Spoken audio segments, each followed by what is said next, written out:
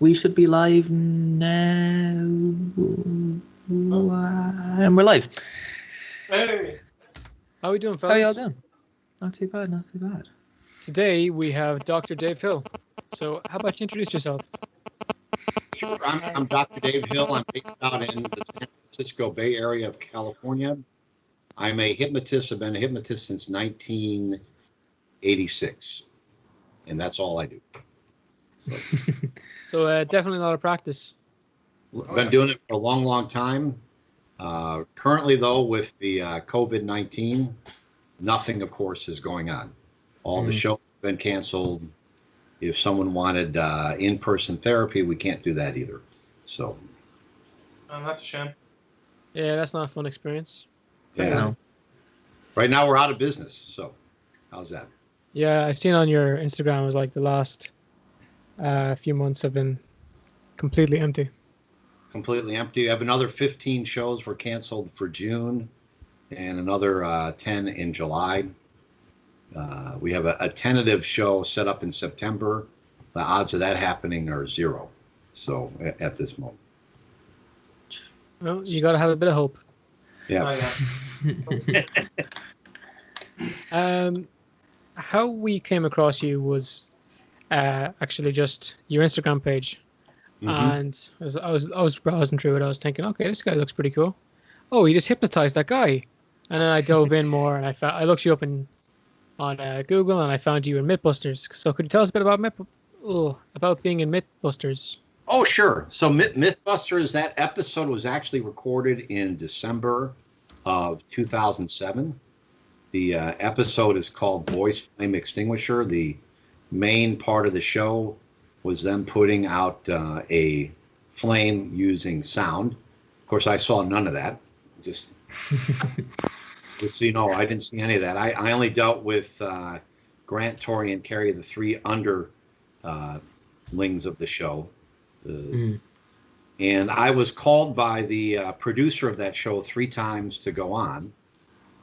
Each time she called me, I had explained to her I wasn't interested because they didn't want to pay me. And she wouldn't tell me what the episode was about. And she says, well, we're going to make you look good. I said, well, that's fine, but you have to tell me what the show's about. Well, we can't tell you. It's a secret. And I said, why do I want to do it? I don't need the publicity. I'm very busy. I've been on lots of television shows. So she called the 4th time, and I said, look, every time you call, the fee's going to go up. And then I gave her the name and phone number of one of my agents who does the bigger shows for me. I said, now you have to call Ed, and he's very expensive. She said, why do I have to call Ed? I said, because I don't want to talk to you anymore. I hung. She called right back and said, well, go ahead and pay you what you want. And I said, could you tell me what the episode's going to be about? Nope. So I agreed to do it. I went down to the production area, which is actually in San Francisco. Even though the show is actually produced in New Zealand and Australia, these guys shoot here in San Francisco, the 2 main guys. They actually live up here too. So I got there, met Linda, who was the lady who called me to invite me on the show. We then drove over to their second facility where they do a lot of the filming, and I met Carrie, who's the redhead you see in the episode, Tori, who is the taller guy, and Grant, who is the shorter guy, who were going to be part of the episode. And when I got there, Carrie greets me and says, thanks for coming, Dr. Dave. You're not going to be able to hypnotize any of us. That's how I was greeted. So I immediately knew that they had another hypnotist before me, and it didn't work. So I then started to ask a bunch of questions and then started to explain to her how hypnosis works. And by the time we got done with that, you could tell she was ready to be zapped, because she couldn't believe all the information I knew. And then I turned and I asked, can you tell me what this is about? She says, we don't even know what it's about. So the producer came over, and she had a little table, as you saw there, and says, what we're going to do is have you hypnotize them in those 3 chairs you see there. And we're going to sit them down at the table, and then you're going to ask them some questions. So as soon as she told me that, I realized this was going to be a memory test. I just knew from doing this for so long. So she says, how did you want to hypnotize them? And they had this big, nice reclining chair. She says, you want to put them in that first and then bring them over? I said, no, just have them stand in front of the chairs. It'll just take about 10 seconds. The whole place started laughing at me because of what had happened before. So if you watch the entire episode, there's a lady hypnotist on before me, and she struggles to hypnotize them. So that's what they had experienced. And she had been there for 3 days, by the way. I don't know any of this until the episode airs. So we then hypnotized them real quick, and you've seen that bit. That's one take. That was the actual time. It took 15 seconds to hypnotize all 3 of them. And then we proceeded to ask them 58 questions while they were under hypnosis. And as you saw at the end of the show, it improved their memory. So yeah, unlike what some people might think, or what I believe is it works. Yes. I watched the episode. I believe in it. If someone said to you, "All right, prove it to me," I don't believe in it. What would you say to them? I would say that's fine. You may think you've never been hypnotized before, but let me ask you a few questions. Have you ever daydreamed? Now, if they're going to be difficult with me, they're going to lie and say, no, I've never daydreamed. I'll say, that's fine. Have you ever been to a movie? They'll say, sure. Ever watched a television show? Sure. You ever got caught up in that show where you thought it was real? And everybody has to say yes, because they have. Yeah. They've laughed, they've cried, they've felt pain, they've gotten scared at a movie. And that's hypnosis, that's trance. That's where your imagination, which is in your subconscious mind, believes something to be real. And that's a real simple definition of hypnosis. Damn, I never even thought about it like that. That's really interesting. Like, Yeah, well, a lot of these things we get a guest on to talk about. We don't really understand it in depth, so Yes. it's great to have you on to talk about it. Yeah, no, I'll give you, why don't I give you an explanation from the hypnotist point of view of how hypnosis works and how the mind works, because I think that might be pretty cool. Yeah, For you. that'd be cool. yes, please. Sure. So my definition of hypnosis is it's an extraordinary state of mental, physical, and psychological relaxation that opens up your subconscious mind to the non-critical acceptance of new thoughts, ideas, concepts, and ideas that you know to improve your life. If it's someone who's going to be in a hypnosis show, the reason that will work for them is they want to actually be the star of a show.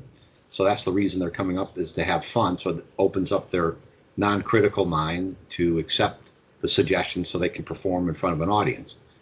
So that's my definition of hypnosis. Now, a simple way to think about it is hypnosis, substitute the word persuasion or influence or suggestion. All we're doing is making suggestions or using bits of influence to help someone improve their life and accept something to make their life better. So that might be in therapy. Someone is a smoker, they want to become a non-smoker. Someone has a phobia, they're afraid of dogs or cats, and they want to no longer be afraid of them. Someone has a anxiety when they take an exam, so they want to, in their mind, improve their memory, but all we're really doing is reducing the anxiety during the moment of the exam so they can recall the things that they already know to pass the exam. Those would be some ideas. And the way we look at a mind working as a hypnotist is there are simply two minds. There's your aware mind, it's your conscious mind, and that mind is the mind that analyzes everything that goes on. It rationalizes the reasons things work. It has what we call willpower, and we all know when we make a New Year's resolution, willpower is very, very temporary and doesn't work very well. It has what we call temporary memory, and the way to think of temporary memory would be you go on vacation, you check into a hotel, you're in room 218. A year from now, if I ask you what room you were in, you don't remember the room number because you don't need to know. You get a grocery list from your spouse. You go out to the grocery store. The wives out here like to joke that the husband can't remember it. He's going to have to call me anyhow. So by the time he gets to the store, that's temporary memory. And then there's the piece we call the critical factor. It protects your mind, your subconscious mind, from things that are real or imagined. And that doesn't really develop in people until they're between the ages of 10 and 12 years old. The way to think about that would be in the summertime in August, you have a little boy and you've warned him, don't get in cars with strangers. But a guy dressed up as Santa Claus pulls up and says, you want to go meet Rudolph and the elves. Well, the kid believes in Santa Claus. So he's going to get in the car and go because Santa Claus is not a stranger, that's a friend. So that doesn't develop until somewhere between 10 and 12. That's what we call the critical factor. The other way you can think of the critical factor is when you watch television. The biggest hypnotizer in the world used to be the remote control, but now it's the internet. You've got Google up there. People can get on the internet and they will stay on the internet for hours because they're hypnotized by searching for things. But in the old days, it was a remote control. You would have the news on, for example, and you don't like a certain news person. So you turn it to another channel and that person you like and enjoy. So you listen to them. Now you're in trance because you're able to listen to the words they say. That's suggestion. So that's your aware mind. That's what's going on. Now, the subconscious mind's where everything takes place. It's a computer. So think of it as a hard drive. Everything you've ever experienced and learned since you were born is stored there, so you can access it. But you have to remember there's a flaw with memory. Every time you access a memory, it changes. So unlike a computer where you're retrieving a document to look at it and it stays the same unless you've edited it, every time you retrieve a memory, you change it slightly based upon how old you are and your experiences with other things that have taken place in your life. So you have to remember, memory can be recalled, but it's never the same. Then there's what we call habits. There are three types: good habits and bad habits. So those two are just what you believe to be good or bad for yourself. And then there are what we call utilitarian habits. Those take place all the time. That's breathing, eyelids blinking, you're sweating, the heart's beating. Those things happen no matter what. It's also the seat of all your emotional experience. And most important is the subconscious mind is your protective mind. So it protects against things that are real or imagined. Now, when the conscious mind and the subconscious mind work together, you can literally do anything. So an example would be Roger Bannister in the late 50s ran a sub 4-minute mile. Before that, no one could break 4 minutes running a mile. But after he broke the 4-minute mile, over 50 people within months ran a sub 4-minute mile. Why? Because they now believed it could be true. So it happened. Now, what's also interesting is the way the subconscious mind works. We talked about it works with suggestions. So there are really only 4 choices to suggestions. And suggestions are things that are made in everyday conversations. So, for example, if there's a girl you want to take out to dinner and you say, let's go to the nice Italian restaurant, and she gets that suggestion from you, she might say, I like that suggestion. I know it's going to be a great dinner because I really like Italian food. So that suggestion, when they say, I know it will work for them. Lads, write this down. Write this down. This is good if you're trying to do pickup artists. These are help you out. All right. So just remember that. And then the next thing is she might say, no, there's something a little uncomfortable about that suggestion because maybe she doesn't like the neighborhood of the restaurant. She's had a bad experience with Italian food. The last guy she went out with that didn't work out, they went to an Italian restaurant first, and you don't know that. So she doesn't feel comfortable with it. She might be neutral. She doesn't care. Either way, it's okay. We can go there, but doesn't excite her either way. And then the fourth is, I really like that idea of going to that Italian restaurant. I like that suggestion. I hope it's going to be a nice meal. Now, hope is a problem because it's what we call in hypnosis a wimp word. Hope is a wish for something that's not there. So someone comes to the therapy office, says, I hope this will work and I hope I stop smoking. Well, they're not going to stop.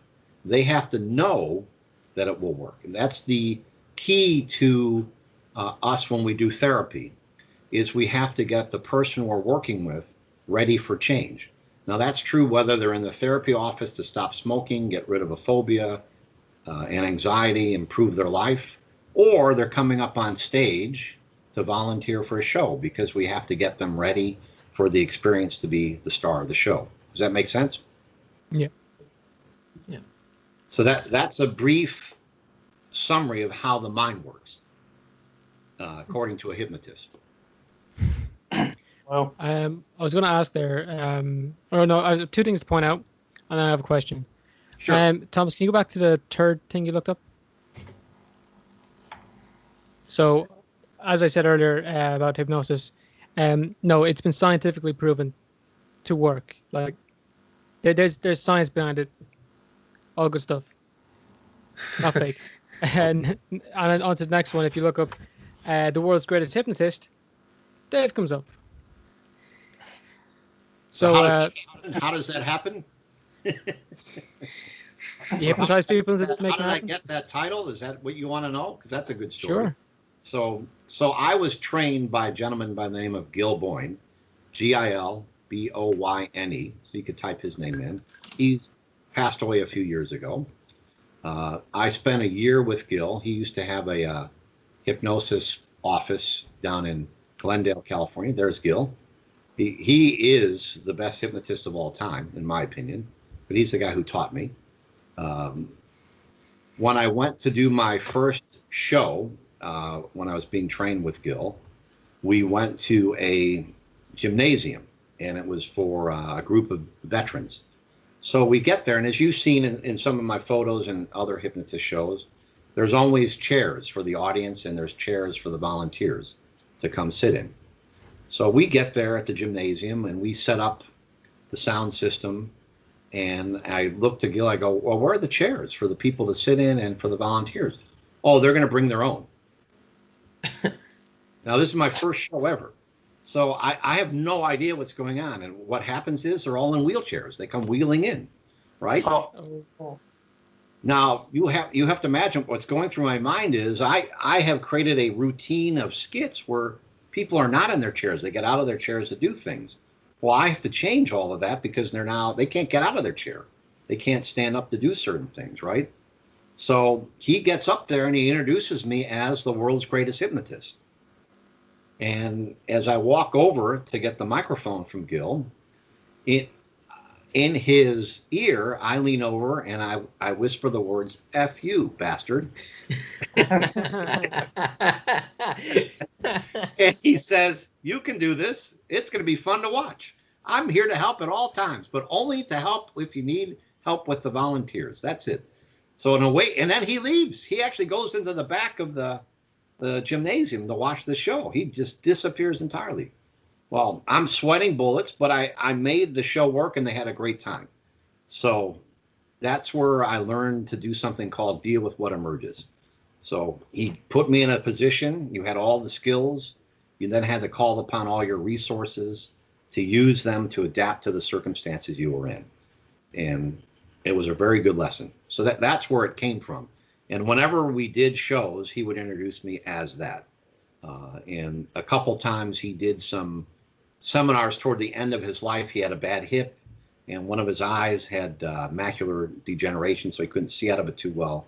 He would call me to come help him do these seminars because I can hypnotize people real fast because I learned it from him. And I would go do them and help him out for free. Never asked for a dime because he had spent so much time training me. Although he did get paid. So just know that. But that's who taught me, and that's where the name came from. Would you say it's true? Yeah.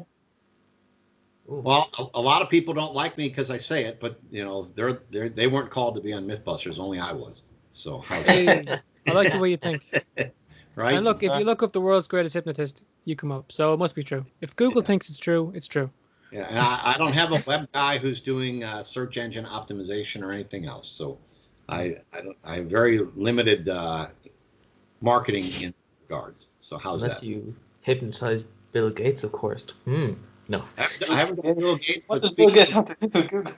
speaking of Google, the night of the Mythbusters taping was the very first show I did for Google. I've done over 300 shows for Google. They're right here in San Francisco Bay Area in a little town called Mountain View.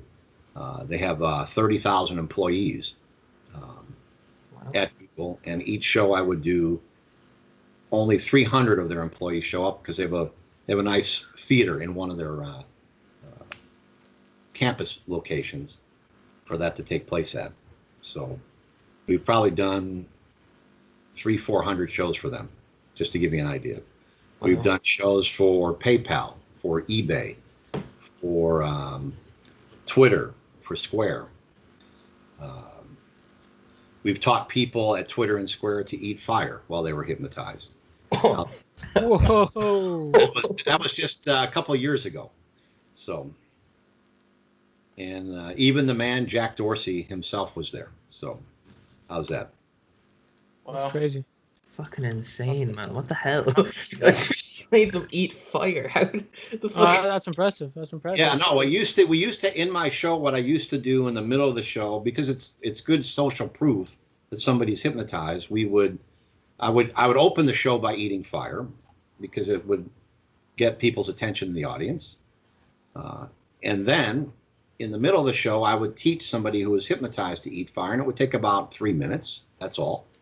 And that really, really gets them stimulated in the audience. You can imagine how excited they get to see that. Plus, in today's world, with a cell phone, you can videotape it right on the spot and post it to Twitter, to Facebook, up to Instagram. And you get instant recognition through that. So it used to be a lot of fun to do. But the problem in today's world is, as time has gone by, you've got to get permission from the venue, and then they're going to call the fire marshal, and it becomes a big ordeal. So if I'm ever going to do it, I just sneak it in and ask for forgiveness after the show. I don't tell anybody I'm going to do it. How's that? Good tactic. Wow. Yeah, with the way like insurance and stuff is these days, like even for the simplest of things, it will be so hard to convince an insurance company or anyone to cover. Okay, I'm gonna go try feed this guy some fire. Can I get a quote on that, please? Oh, and especially when it's a corporate event, you have an HR manager who's scared to death, right? So Pick on him to do it. yeah. You want to make Bill Gates do what? What was I going to ask? What would you say the biggest misconception about like hypnosis or hypnotism is? Oh, that I can just walk up to somebody and instantly make them do something. That's the biggest misconception. Or that you meet a husband and wife and they joke around and say, "Can you make her just not complain anymore? Just snap your fingers and make her not complain anymore." So they think it's instantaneous because they've seen instantaneous suggestions during a show take place, but that's not what they saw. It's what they think they saw. So let me give you an inside secret of a hypnotist. So write this down, lads. Yeah, and the rest of the hypnotists in the planet watching will not like me saying this, but they know it's true. So let's just piss off some more people. Don't worry, man. Nobody watches this. I'm joking. My goal is to help you get some lots of viewers, right? We appreciate it. So we want reaction. So if you ever watch a hypnotist show live, it's better to watch it when it's live and in person, when they're up and running again. Look at how many times a suggestion is given to somebody before they actually do it. So an example would be, I have a young lady and I'm tapping her on the shoulder and I say, "In a moment, you're going to become Britney Spears. If you understand, nod your head for me." So she nods her head. So she's agreed one time, right? But let's say she shakes her head no, or she's not even responsive to that. Well, I'm not going to choose her because she either doesn't want to be Britney Spears, she doesn't recognize who she is, or whatever the idea I'm about to suggest she wants no part of, right? Because maybe that's not her favorite singer. Or maybe she's thinking she's going to have to be the Britney Spears that shaves her head. So she doesn't want to be that, right? So I quickly choose somebody else, and I do the same thing. In a moment, you're going to become Britney Spears. If you understand, nod your head for me. And they nod their head rapidly because they really want to do that. And then I'll say, in a moment, you're going to perform your hit song, "Oops, I Did It Again." If you understand, nod your head for me. Yeah. And when we introduce you, you're going to stand up, you're going to take a bow, you're going to open your eyes, stay in deep hypnosis so you can see where the stage area is. You're going to stay at least 3 feet away from the edge of the stage at all times. And when I introduce you, you don't have to worry about actually singing because we know Brittany lip syncs. I'll give you the microphone, and the more you sing and dance and move like Brittany, the more applause you're going to get. If you understand, nod your head for me. Well, that all takes place very quickly, right? So then the music gets cued by the sound person, and then we say, ladies and gentlemen, Britney Spears. The girl stands up and she begins to perform like Britney Spears. Now, when you talk about it from the audience point of view at the end of the show, you're going to say, he just snapped his fingers and said she's Britney Spears. But that's not what happened. I gave her several suggestions, layered them together to make sure that she understood what she was supposed to do, because that's what's going to give you the best performance. Does that make sense? Yeah. Yeah. Well, Yeah. So that's what really happens. So. No, I'm just thinking about that now, and that makes complete sense. Yeah. And the thing that makes the show funny is, let's say now we pick 5 or 6 people that join her as Britney Spears. Some could be women, some could be men, and they get up there. What makes it even funnier is the contrast of how each of them interprets Britney Spears, right? Yeah. And if they're your friends in the audience that are up there on stage, since you know them, you know that guy would never do that, right? But there he is. So.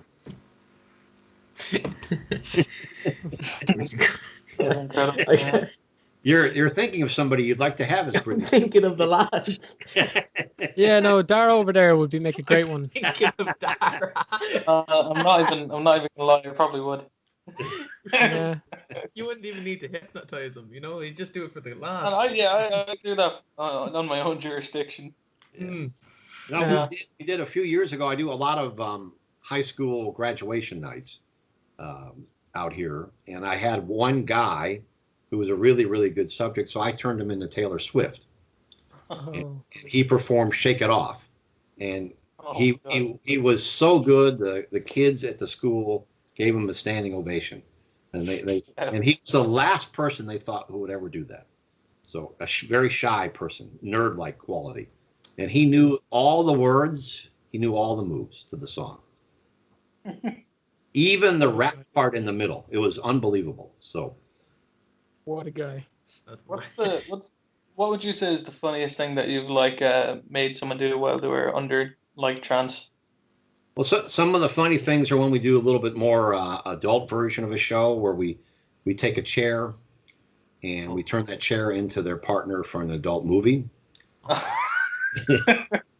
And then they perform with the chair, and you don't have to be, as a hypnotist, you don't have to do anything X-rated. You just say switch positions, and then they move the chair into another position, and then they do something else with the chair.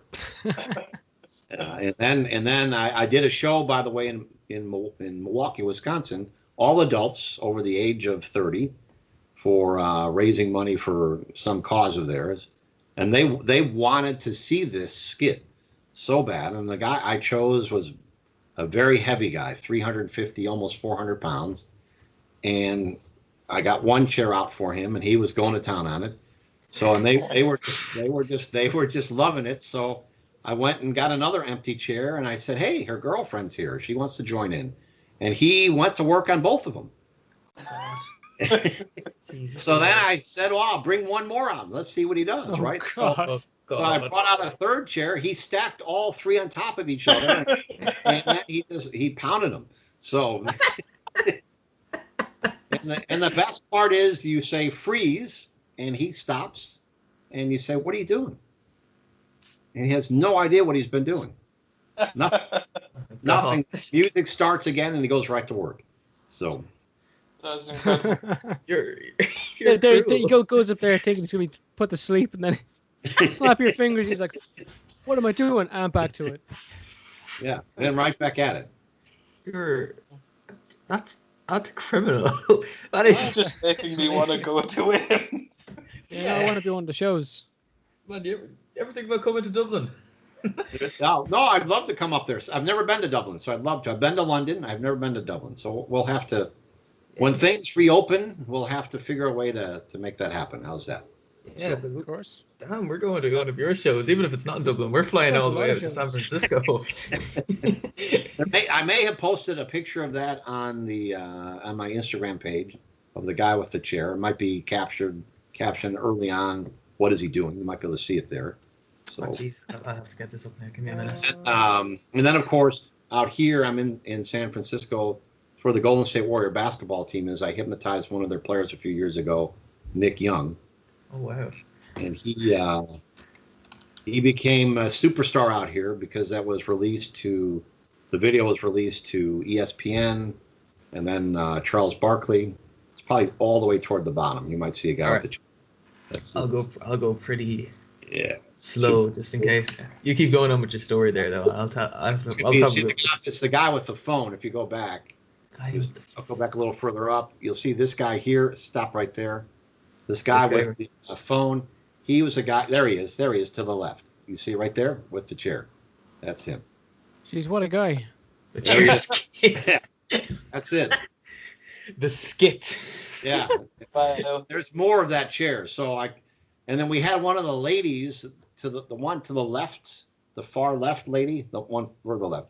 We had her do something with the chair. She thought the chair was Brad Pitt, and she did a love scene with the chair. And the people I had who were taking these pictures, who came with my friends, they couldn't take any more photos after that because they couldn't stop laughing. So No, your Instagram is a bit of a gem. yeah. Man, This is the fun part. So this here, Hey, someone fix your mic. Dara, your mic. Thank you. yeah. So that doll photo with the guy holding the doll, looking at it. Nick Young is proposing to that doll, right there. Yeah, he thinks the doll is. JaVale McGee. He's asking JaVale, who's sitting down, if he'll be the best man at the wedding. But he believes the doll is Scarlett Johansson, the movie star. Oh, wow. So, yeah. So, and he's I see a proposed. bit of a resemblance, though, in all fairness. Yeah, yeah. So, the website TMZ had fun with it because he used to date Iggy Azalea, this guy. So, they published all this because it was funny because now he's dating Scarlett Johansson. Oh, wow. That's brilliant, man. Yeah, yeah. And I just asked him, what do you want to do? He says, I want to propose to her. So he brought, and my best friend, let me introduce him and see if he'll be the best man. So that's what was going on there. You can see a little later, he actually hands the doll to her when he introduces. It's a little further down. Yeah, right there. Yeah, you see it. Yeah. Yeah, he hands it to, the actual introduction to Scarlett Johansson. So it's so hard to believe. Unless you were there, it's just hard to believe. So I don't know. He looks so happy, though. It's like, he's the happiest man on the planet. So at that time. Oh, wow. That is brilliant. You should try get Scarlett Johansson and try make her to propose to him as a doll. To a doll of Nick Young. Let's make it happen. That'd be a good what was I one. going to say? But a lot of fun. So we do everything we do. It's usually clean comedy, so it's a lot of fun. Mm. But there are things we can't do that we used to do. So, for example, I used to do, if you remember, Planes, Trains, and Automobiles with Steve Martin and trying to think, was it John Candy? They had a scene where they were in bed together. Mm. And they got up and shook it off. Mm-hmm. So I created a scene from that to one of the Righteous Brothers theme songs, You've Lost That Loving Feeling. We put together a scene where we would pick the two biggest guys on stage and have them dance with each other and think the other one was a lady. But because of society, you're offending people in the audience, so you can't do that anymore. So unless you warn the audience up front, we're going to offend all ethnicities, all genders equally, and so please don't take it the wrong way. So it's not offensive if you offend everyone, Yeah, but they don't like it. There's actually colleges here that want to see the skits we're going to do up front before you can go, and they have to clear it through the diversity committee, if you can believe that. Oh, wow. We don't have those here. Oh, that's Anything like that here. So No. we could Yeah, we just do won't allow- Come to Europe, basically. Yeah, you should come. Come to Ireland, man. You'll be allowed to do anything. Oh yeah, 100%.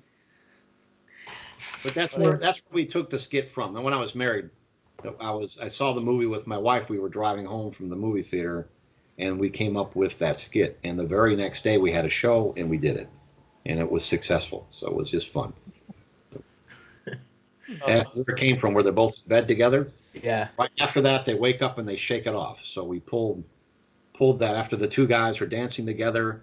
They grab each other's rear end, and we say, freeze.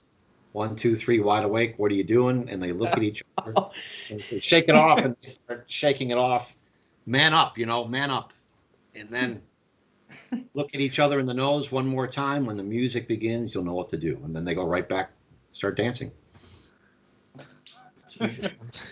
This sounds really cool because you don't get that kind of stuff here in Ireland. They don't. Do you get hypnosis shows in Ireland, or you have to? No. Well, I mean, You're only hypnotist I've ever met. Really? Yeah. I've heard of them happening, but they're not like that Massive. big. Like you wouldn't hear them. Like you'd hear them every few years. You wouldn't hear them like every. Or they'd always be like most certainly fake, basically. Yeah. God. Like we'll kind of Yeah, be like they- some kind of They use miniature ships. show. Yeah. Now, everybody in a show we do, it's real. So somebody who's not hypnotized, we send them back to the audience. We only keep people on stage who are hypnotized. That's it. But you're part of Ireland's considered part of the UK, or is it separate? No. We're separate. Oh, Separate. no, oh God. That is a whole thing. That's We a whole don't- thing. Yeah. Because in the UK you have to get a permit to do a show. So because they have the Hypnotism Act of 1957. So What? yeah, no, it's because there's a big problem. So, but the British people are big believers in hypnosis for self-improvement and for shows. But there it is, Hypnotism Act of 1952. Had the year off. There it is. See? Well, Yeah, not making Never it up. heard of that. Yeah, so you have to get a permit to do shows. well, we've been independent since I think it's Oh, that's 1922. So hopefully you don't have something like that. So that you would think if that's the case, some of the guys from England would come there to do some shows, right? Yeah. They wouldn't get as we big have a much audiences. smaller population, so they Yeah. wouldn't have a big audience. Well, you don't do it for. It's not. You don't do it to make money. Should be the secondary reason for doing the show. For doing anything. Yeah, you Exactly. do the show to entertain the public and educate them about hypnosis. That's the reason you do. That's what this show is about today, actually. Yeah. To make it even better, we have the world's greatest hypnotist. Exactly. Like, think about that. Right. When you think of you probably watch other hypnotists, just say on like Got Talent shows and all that. And the one Right. I'm kind of thinking of is, do you know that guy who hypnotized Howie Mandel? Yes. So he'd shake hands with everyone. Can you Yeah. like tell? There's probably like a load of tricks that you don't tell everyone and stuff like that. But could you tell how they're doing that, or can you kind of guess sure. your way around how they?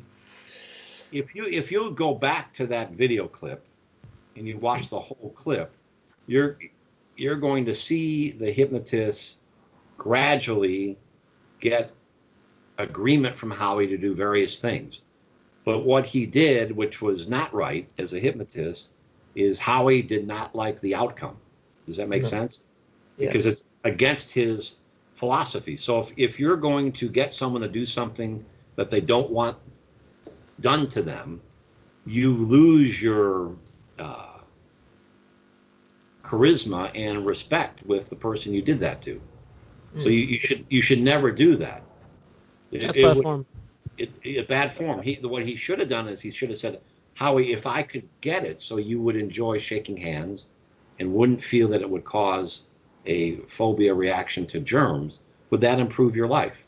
And if Howie said yes to that, then the outcome would have been really nice because he would have really loved the outcome. Instead, he was, I couldn't believe it happened to me, but is he cured? No. No. 'Cause I'm pretty sure he it was temporary, right? Mm. Temporary, because he did just enough to cross the line to get him to do it that one moment to make him look really good on the show. Mm. Yeah. But have we heard from that hypnotist since then? Pretty sure he failed to try and hypnotize. Was it Justin Timberlake and was knocked out of the next round? Yeah. Really? We don't know what happened to him after that, do we? No, not really. No. I'm sure you could find it, but nothing that we know about. No, No. that should have been that should be like a big moment in his life where that launched him into success, right? Mm. If you think of America's Got Talent, sort of like the old Johnny Carson show in the States, when a comedian used to come on his Tonight Show, if he did well and was invited to sit down on the couch with Johnny to talk, or Johnny gave him the thumbs up or the okay sign, that launched their career. Hmm. Wow. I mean, that's how Steve Martin's career got launched. Is he came on there one time, he did so well the first time, Johnny invited him to the couch to sit down for a few minutes. Well, then he was on there forever. Same with Don Rickles. Don Rickles' career was built by Frank Sinatra and by Johnny Carson. Mm. Wow, Yeah. So, that's awesome. yeah. It's incredible, yeah. Yeah. So that's the moment, like on America's Got Talent, somebody should be launched. So you go to in England, you had the lady in England who was I can't remember her name, but she was on. She was an unknown, and she sang beautifully, Mm. and then she was just going to walk off stage. She got standing ovation. Susan wow. Boyle, Susan Boyle. There you go. Oh You know yeah, Susan Boyle. Yeah. amazing person. We would Yeah. love to have her on. Her career, right? Oh yeah, that was. Exactly, yeah. She's done so well, and she didn't even win the show. Massive. No, she didn't even Such win. an But amazing person. yeah, but that one moment made her career, right? Yeah. Of course, Yeah. yeah. That's what should have happened to that hypnotist if he was so good, right?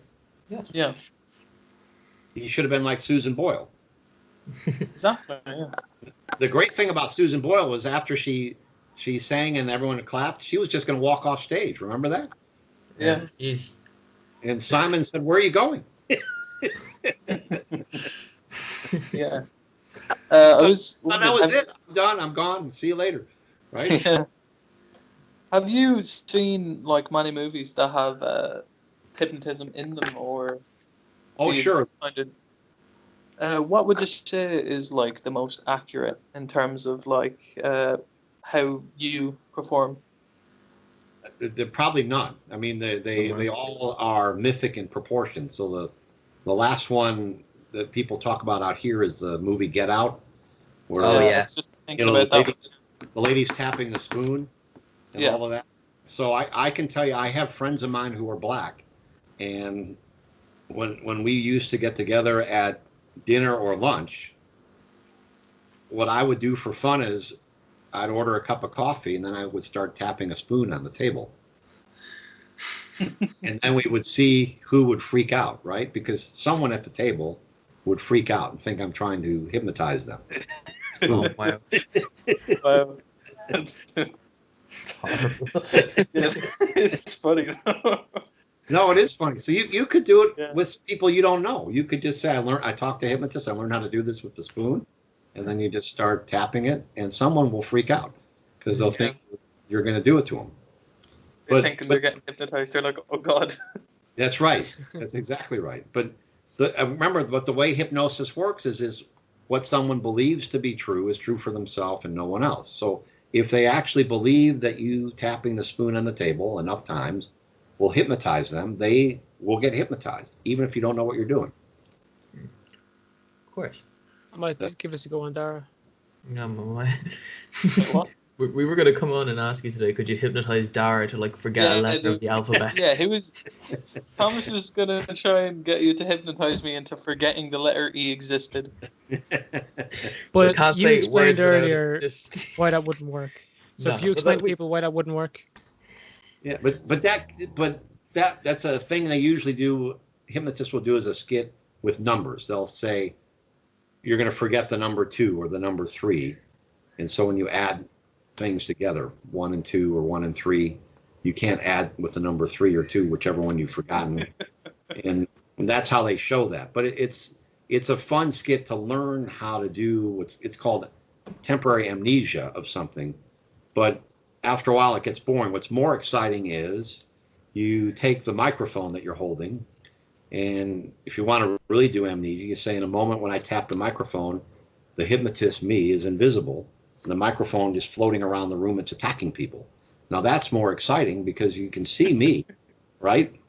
But as the microphone's going after the guy who thinks that it's attacking him, he'll get up and start screaming bloody murder. They'll look out for the microphone and to warn people to get away from him. So, and then you tap the microphone and say, I'm back. And then you're back, and he's all freaked out, you're back. You come up to him, then you tap it again, starts attacking. That's incredible. That's more fun than losing the letter E or losing a number, because it's the goal is to entertain the audience and educate them about how it works. So where that amnesia comes into effect for treatment, by the way, would be you can give someone the amnesia in a form of an anesthetic. So when the dentist taps on their mouth, it becomes numb, or they're no longer afraid of the dental treatment to help them out. So those are some ways it can happen. Could you imagine watching someone disappear before your eyes and a microphone attack you? I'm putting myself in the position of the people who are getting hypnotized, and I'm like, oh my God, that would be terrifying. Yeah, no, it's fantastic, and they do get terrified. So it's tremendous fun. So, like, you completely disappear. The people say they can't see you at all when. That's right. They cannot see me at all. But I'm there. You know, I'm there. That's what makes it funny, is I'm there. That is. Wow. That's some like Scooby-Doo mystery gang bullshit man. You could take over the world with that one. Broadcast on live TV. Man, I'm trying to get my head around that one, man. That one's weird. That is weird. Like, speaking of ones that are hard to get your mind around, I actually wanted to talk to you about hypnotizing people to stop smoking. Darren, sure, Mike. Sure. Have you done that before? Oh yeah. So over 3,000 clients to stop smoking. Wow, that's awesome, man. And for me, I did it in what I call a 3-step protocol, and I gave a money-back guarantee. So the way when I was doing stop smoking, you'd see me for 3 sessions, and if you didn't stop smoking, I would give you your money back for all 3 sessions, or you could see me for as many sessions as you wanted until you stopped. Now, I can tell you, no one ever asked for their money back because they all stopped. But you also have to know I didn't take everyone who came to see me. So the first 20 minutes of a session on the first session was free for me to decide whether I could help them or not, because you can't help everybody. So the key to helping someone stop smoking is they have to want to stop smoking for themselves. If they come into the office and they're going to stop smoking because their wife wanted them to, that's not going to work. Their kids want them to. Their doctor wants to. Or I saw their friend Jim, and Jim stopped smoking. So obviously, I'm better than Jim. I can come in here and I'll stop smoking. But if I ask them, do you really want to stop smoking? And they say no, I can't help them. Not at that point. Because remember, in therapy, my job's to get them prepared for change. So at that moment, that person's not prepared to change and become a non-smoker. So I'm going to give them, on me, 20 minutes of conversation to attempt to persuade them that I can help them. Now, I do that not by talking about how good I am, but asking them what it would be in their life if they stopped smoking, what the benefits would be, that they'd be around for their grandkids. They wouldn't die early. They wouldn't get cancer. They wouldn't get emphysema. They wouldn't have a little hole in their throat to breathe through. You got to be very graphic with them. And if you can get them emotional to the point where they're tearing up or they get angry, then all of a sudden they've changed. And then if you ask them, why do you want to stop smoking? Because I want to stop smoking. Now, at that point, believe it or not, they've actually stopped smoking. Everything else we do in the 3 sessions is to anchor that decision they've just made in their lives, so that they keep it and it changes in their habits. So they become a habit of being a non-smoker for the rest of their lives rather than a smoker. But you cannot help everyone who comes in. You've got to go through with them to get them there. And oftentimes it works by rejecting them, which is to say after 10 minutes, you know, Bob, I can't help you stop smoking. And they go, well, why? Well, I just can't. But you help Jim and Sam and my other buddies. You know, I'm better than them. I should be able to stop. Well, you don't want to stop, so I can't help you. Now, the point there is people don't like to be told what to do. So I'm actually telling him I can't help him. He doesn't like that, right? So how does he change that? To reprogram his own mind, he has to say, well, God damn it, I can stop smoking if I want to, right? That's where I want to get him. So if he gets mad enough at me, he'll say that. Well, then guess what? He's going to stop, right? Because he made the decision. But if he never gets to that point, can't help him. Then the next step is, after they've made that decision, is I need your cigarettes. What do you mean you need them for? Well, you're not going to need them after this. So give me the cigarettes you have on you. And they'll pull them out. And your lighter. But what do you need that for? You don't need it anymore. Just put it here. Well, what are you going to do with it? Well, if it's a nice lighter, I'm going to sell it. You don't need it. So put it down. So then after they do that, they always have cigarettes in their car, right? So you have to say, well, what's in your car? Well, there's nothing out there. Well, let's go look. What do you mean we got to go look? Well, let's go look, because if they're out there, you need to bring them in. The whole carton, whatever you got in there. You need to bring those in because you need to make a commitment. We're going to put them on this little table here. And when we get done today, I'm going to ask you, would you like a cigarette? And you're going to say, no, thank you. I'm a non-smoker. And I'm going to say, you are? And you say, yeah, I'm a non-smoker for the rest of my life. I no longer need those cigarettes. And when you say that, you're not going to need them anymore. That's why you're here. So let's go get those cigarettes. Because they have to be fully committed. Does that make sense? Yeah. Yeah. And that's why it works, because you've set the stage for them to make that commitment up front. Yeah. And does that work with, is it just cigarettes, or is that with like alcohol alcohol and other addictions? Maybe food or something like that. Yeah. So alcohol is different, because alcohol or drugs are different, because if someone immediately stops using alcohol or drugs and they're very, very addicted to them, as you know, if there's not a detox protocol, they could die. So you don't. Alcohol is one of the rare drugs that you can die from withdrawal. Exactly. So you don't want to work with them until they've been through detox and they're in some sort of program. And whatever program they're in, you could then use hypnosis to anchor the reasons for them to no longer consume that addiction, whatever the chemical is they're using. But you don't want to do it as the sole reason, because you could actually hurt somebody. So not a good idea. Now, food is also different, because the reason people are overweight are a number of reasons. Some are because of metabolism, thyroid issues. It could be diabetic. There could be a lot of medical issues that need to be looked at before you work with them.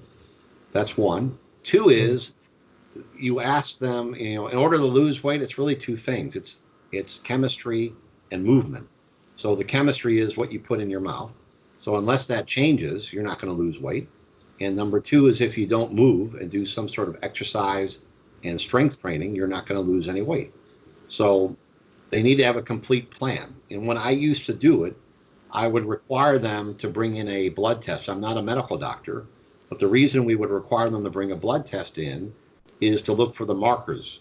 Do you have a thyroid issue? Are you diabetic?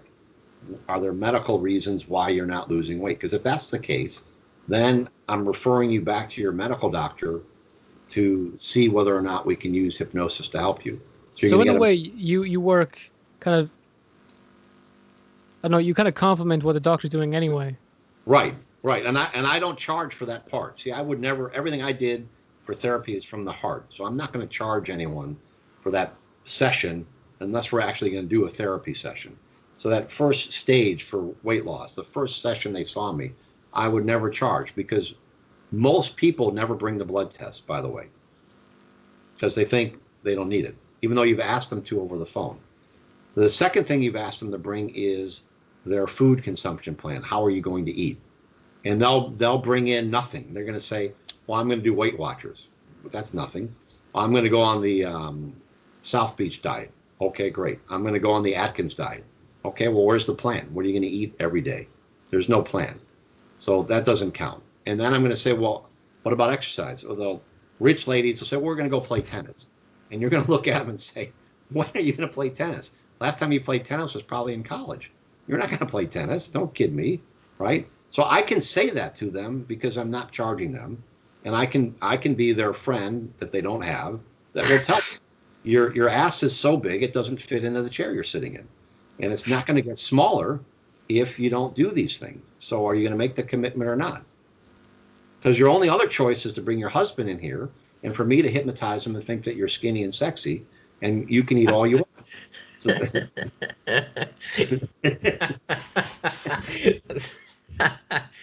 no charge. No. Yeah. So that's but the goal there is to get them upset. So I can tell you it works because I had one lady who got very mad at me because a friend of hers lost 30 pounds.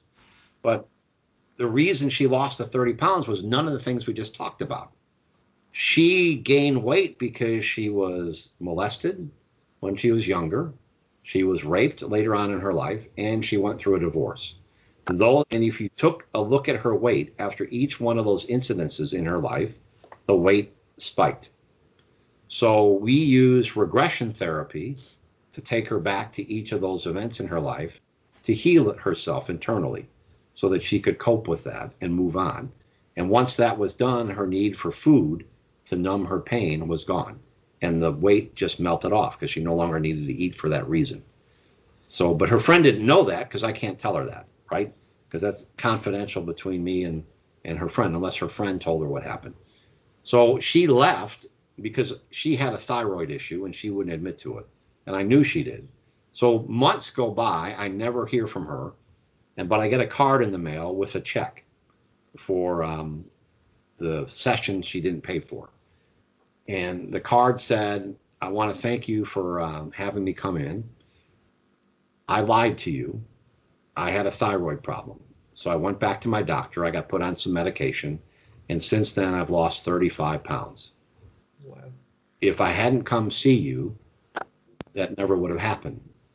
And then there was a check. And back then, I charged $150 US for a session. So I called her on the phone. I thanked her for the card.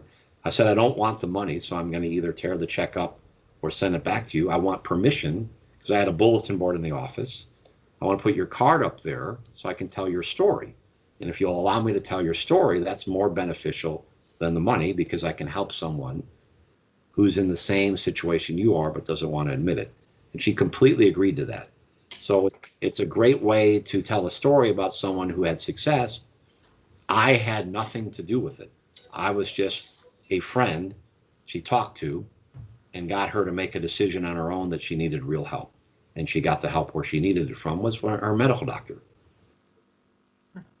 And boom. So you kind of can say things that a doctor can't say.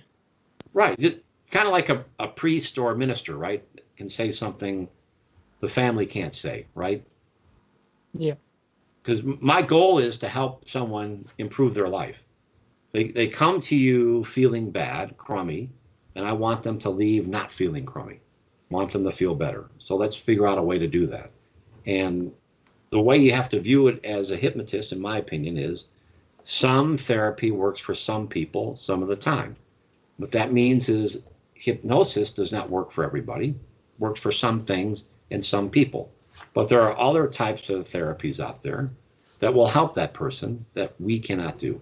And my role as the therapist in that position is to help them find that other therapy that will help them improve their life so they can live a better life. That's what we're there. And if that happens and it's not with me, so be it. That's from the heart, and we did something good that day.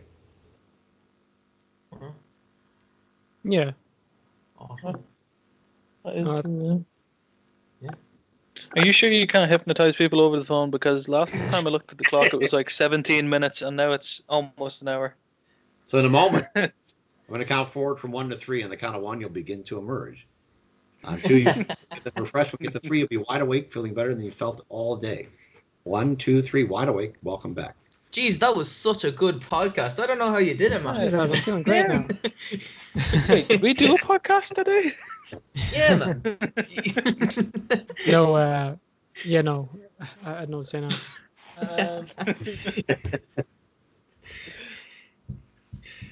Oh, yeah, that was Excellent work. Yeah, I think that's a great place to end it. So hypnotism is a great tool for helping people, definitely. And if you want to make someone look like an idiot as well, you can do it with hypnotism. Like the guy with the chairs. Go with 3 chairs. No, it's been an honor to have you on today. So thank you very much for getting on. Thank you so much. Anytime I can help you guys, let me know, and hopefully one day I'll make it out to Dublin when all the coronavirus is over and we can travel again and do things. So, you're hoping. All right. Thank you. So Okay. thank you anyone who's listened and has made it all the way to the end. So make sure to like, comment, subscribe, tell your grandma about the podcast. We'd appreciate that too. And take it handy. Have a great day. Yeah. Have a good day. Thank you guys. All right.